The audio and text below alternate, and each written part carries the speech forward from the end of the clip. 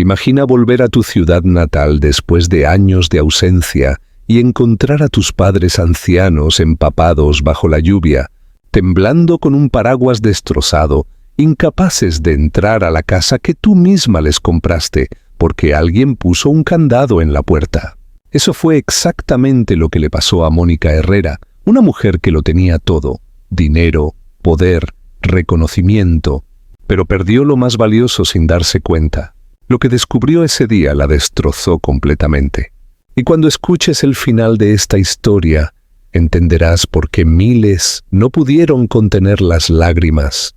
La lluvia caía sin piedad esa tarde de octubre en San Miguel de Allende. Un automóvil negro y elegante avanzaba despacio por las calles empedradas, salpicando agua acumulada en los antiguos adoquines. Dentro, Mónica miraba por la ventana con una mezcla de nostalgia y ansiedad que le oprimía el pecho. Hacía 4 años que no pisaba estas calles donde había aprendido a caminar, a soñar, a ser quien era. Cada esquina le traía un recuerdo doloroso. La panadería donde su padre compraba pan dulce los domingos. La plaza donde su madre la llevaba a ver los mariachis. La iglesia donde había hecho su primera comunión con un vestido que su mamá había cosido durante semanas. Todo parecía más pequeño, más humilde, pero también más real que el mundo de cristal en el que vivía ahora. Pero cuando el auto dobló en la última curva, el mundo se detuvo. Allí, frente a la valla que ella misma había mandado instalar, estaban 2 figuras encorvadas bajo un paraguas negro completamente roto. Las varillas dobladas, la tela desgarrada apenas los protegía del aguacero. El agua caía sobre ellos sin piedad, empapando sus ropas viejas que se pegaban a sus cuerpos frágiles. Temblaban visiblemente, aferrándose el uno al otro como si fueran lo único que les quedaba. Y lo peor, la valla estaba cerrada con un candado industrial brillante bajo la lluvia. Su propia casa, la que había comprado para ellos, estaba bloqueada. Sus padres estaban en la calle como indigentes. Mónica pisó el freno con tanta fuerza que el auto derrapó. Salió corriendo sin importarle que sus zapatos de diseñador se arruinaran, sin importarle nada más que esas 2 figuras temblando. «¡Mamá, papá!», gritó su voz rompiéndose. Doña Esperanza levantó la cabeza lentamente. Su cabello blanco pegado a su frente arrugada, los ojos hinchados de tanto llorar. Don Roberto, encorvado por los años, intentaba proteger a su esposa con su cuerpo. Su chaqueta raída era un escudo inútil. «Dios mío, ¿qué hacen aquí bajo la lluvia?» «¿Por qué no están adentro?» «Hija mía, volviste», susurró doña Esperanza con voz débil. «Gracias a Dios que volviste. ¿Pero qué hacen aquí? ¿Quién puso ese candado?» Don Roberto bajó la cabeza, incapaz de mirarla a los ojos. «Ya no vivimos aquí, hija».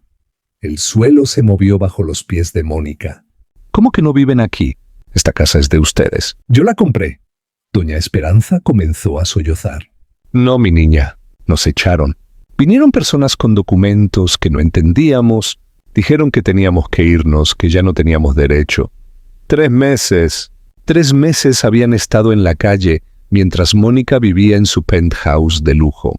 Pero para entender cómo llegaron a este punto, tenemos que volver al principio. La casa donde Mónica creció era humilde. Paredes de adobe con grietas, un techo que goteaba cuando llovía fuerte. Don Roberto trabajaba en construcción desde que salía el sol hasta que se ocultaba. Llegaba cubierto de polvo y sudor, pero siempre con una sonrisa para su hija. «¿Cómo estuvo tu día en la escuela, mi princesa?» Doña Esperanza lavaba y planchaba ropa para familias acomodadas. Había noches en que la cena era solo frijoles con tortillas. Había inviernos donde el frío se colaba por las ventanas y dormían los 3 juntos para mantener el calor. Pero tenían amor, un amor tan profundo que llenaba cada rincón de esa casa humilde. Una tarde, cuando Mónica tenía 11 años, llegó llorando de la escuela. «Papá», la maestra preguntó qué hacen nuestros padres, y me dio vergüenza decir que trabajas en construcción. Las otras niñas se rieron. Don Roberto se quitó el sombrero gastado y miró a su hija con ojos profundos. «Hija mía, nunca tengas vergüenza de quien trabaja honestamente. El trabajo honesto es digno. Vergüenza es engañar, robar, mentir. Estos ladrillos que pongo construyen casas donde las familias crean recuerdos. Pero la mentira no sostiene ni un techo. Una casa construida sobre mentiras siempre se derrumba. Doña Esperanza tomó el rostro de Mónica entre sus manos. Un día entenderás que el valor de una persona no está en el dinero ni en el trabajo que hace. El valor está en el corazón. Tu padre es el hombre más rico que conozco. Aquellas palabras quedaron grabadas en Mónica por años, hasta que el mundo exterior comenzó a hablar más alto que su corazón. Cuando terminó la preparatoria, consiguió una beca completa para estudiar en la Ciudad de México. En la terminal de autobuses, doña Esperanza lloraba abrazada a su hija. Ve con Dios, mi niña, y no olvides de dónde vienes. No importa cuán alto llegues, no olvides quién eres. Prométemelo. Nunca, mamá. Volveré cada fin de semana. Les voy a dar todo lo que nunca tuvieron. Don Roberto puso su mano en el hombro de su hija. Estoy orgulloso de ti. Pero recuerda, conquistar el mundo no sirve de nada si pierdes tu alma en el proceso. Pero las promesas se pierden en el silencio del tiempo. Muchos años después, Mónica Herrera se había convertido en dueña de una cadena de boutiques de lujo. Herrera Fashion Group tenía tiendas por todo México. Los medios la llamaban la reina de la moda mexicana. Y junto con el éxito vino la distancia. Las visitas disminuyeron. Al principio cada fin de semana, luego cada 2 semanas, luego solo en Navidad, y finalmente ni siquiera eso. Siempre había una excusa, una reunión importante, un evento de moda, una apertura de tienda. Doña Esperanza llamaba todos los domingos religiosamente, pero casi nunca conseguía hablar con ella directamente. Siempre atendía a Fernando, su esposo. Doña Esperanza, Mónica está en una reunión muy importante. Ya sabe cómo es el mundo de la moda. Yo le doy el mensaje. Ese mensaje nunca llegaba. Doña Esperanza esperaba todo el domingo junto al teléfono. El lunes pensando que tal vez estaba ocupada. El martes, el miércoles. Para el jueves, la esperanza comenzaba a desvanecerse. Y el domingo siguiente empezaba todo de nuevo. ¿Quién sabe si mañana llama, Roberto? La niña debe estar muy cansada. Nunca imaginaron que el éxito de su hija sería el comienzo de su mayor sufrimiento. Fernando había asumido el control completo de la vida de Mónica de manera tan gradual que ella ni siquiera se dio cuenta. Controlaba su agenda, filtraba las llamadas, decidía quién podía verla. Los padres de Mónica estaban en la categoría más baja, no urgente, ignorar. Una noche, cenando en un restaurante exclusivo de Polanco, Fernando comentó sin levantar la vista de su iPad. Amor, tus padres, esa casa ya no la necesitan realmente. Podríamos venderla, invertir el dinero. Los rendimientos serían mejores. Mónica sintió algo retorcerse en su estómago. Pero esa casa es donde crecí. Fernando sonrió con condescendencia. Son solo ladrillos y cemento. Los recuerdos están aquí. Tocó su propia cabeza. Necesitas pensar como mujer de negocios, no como una niña sentimental. Y Mónica, Dios la ayude, asintió. Déjame pensarlo. Aquella decisión sería el primer paso hacia un dolor que jamás imaginó sentir. Un domingo, doña Esperanza llamó como siempre. Fernando atendió. Hola, doña Esperanza. Mónica está descansando. Tuvo una semana agotadora. Entiendo. Solo quería saber si está bien. ¿Podrías decirle algo de mi parte? Fernando suspiró. Claro, dígame rápido. Dile que su padre reparó el techo. Le tomó mucho tiempo porque su artritis está peor, pero lo hizo. Y dile que la extrañamos, que puede venir cuando quiera. Fernando hizo un sonido afirmativo. Mensaje recibido. Cuídese mucho. Adiós. Colgó antes de que ella pudiera decir más. No escribió el mensaje. Nunca lo hacía. Con el tiempo, Fernando se volvió más audaz. Amor, ¿ya pensaste? Tus padres solo se acuerdan de ti cuando necesitan algo. Siempre mencionan que la casa necesita reparaciones, que los medicamentos están caros. Es manipulación emocional. Te distrae del trabajo. Cansada de las exigencias constantes, Mónica comenzó a creer que tal vez Fernando tenía razón.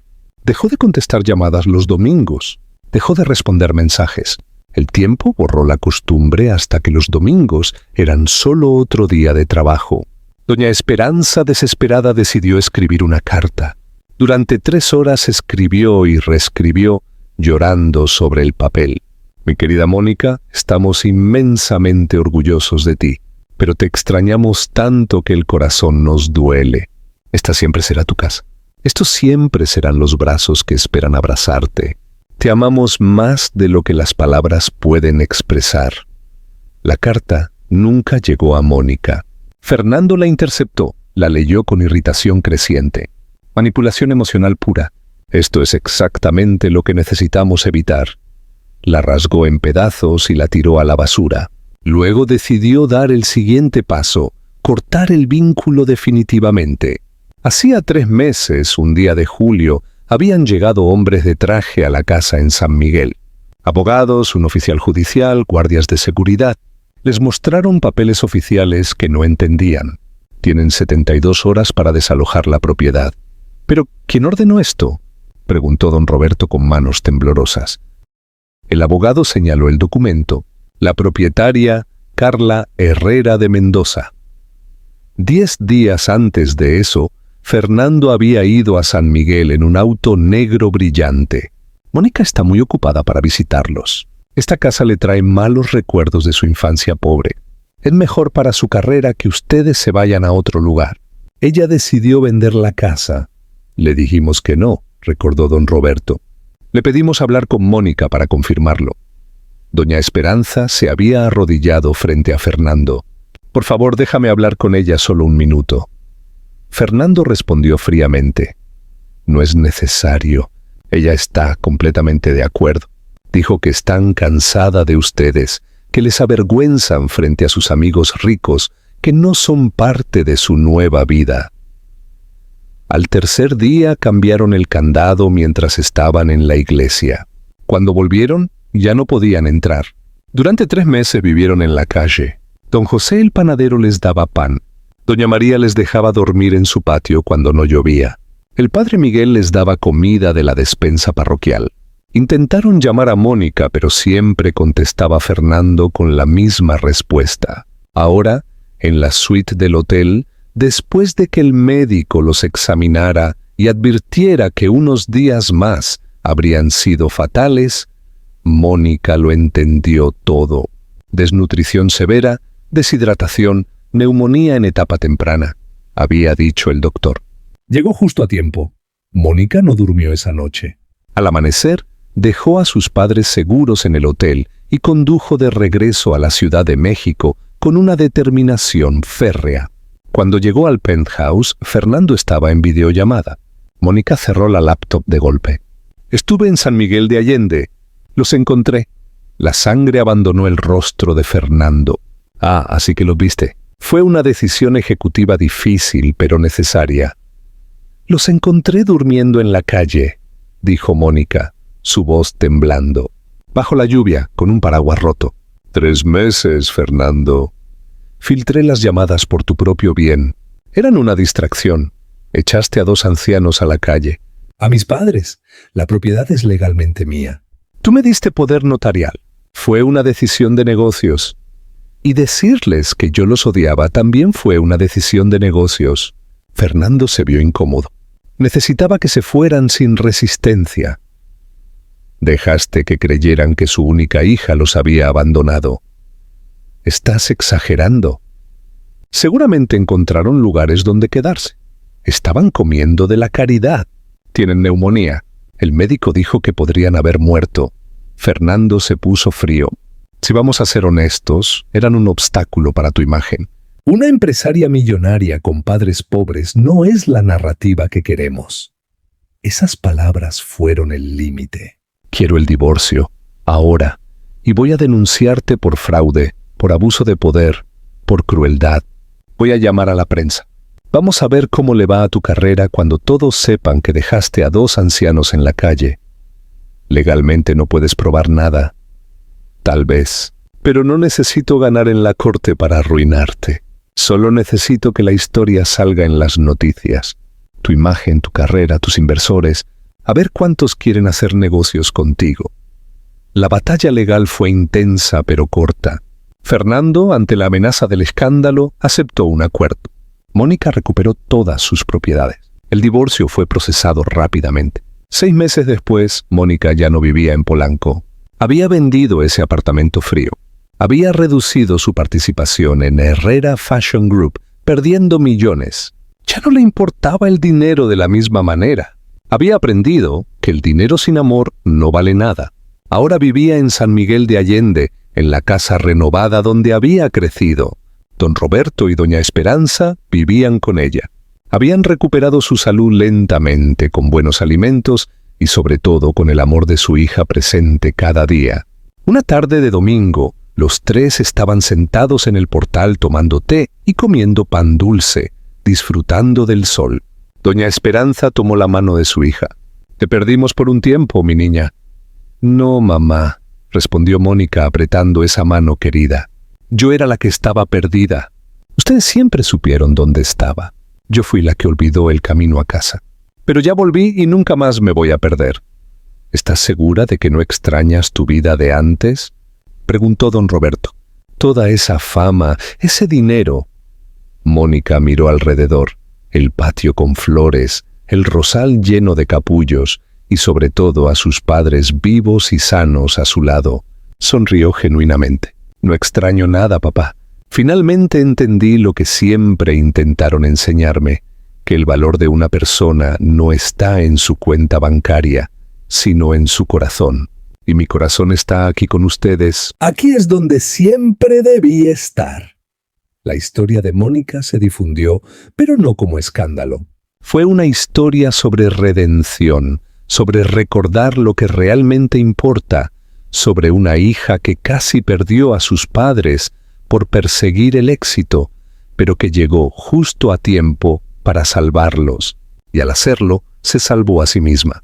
Cada noche, antes de dormir, Mónica entraba a la habitación de sus padres, los veía dormir en paz, les daba un beso en la frente y susurraba: «Los amo. Gracias por no rendirse conmigo. Gracias por darme una segunda oportunidad». Porque al final, eso es lo que la familia hace. Espera, perdona y da segundas oportunidades siempre. El verdadero éxito no se mide en dinero o fama, sino en poder dormir en paz sabiendo que las personas que amas están seguras, sanas y que saben sin duda que son amadas. Si esta historia te llegó al corazón, compártela con alguien que necesite recordar el valor de la familia. Porque a veces, en la búsqueda de tenerlo todo, perdemos lo único que realmente importa.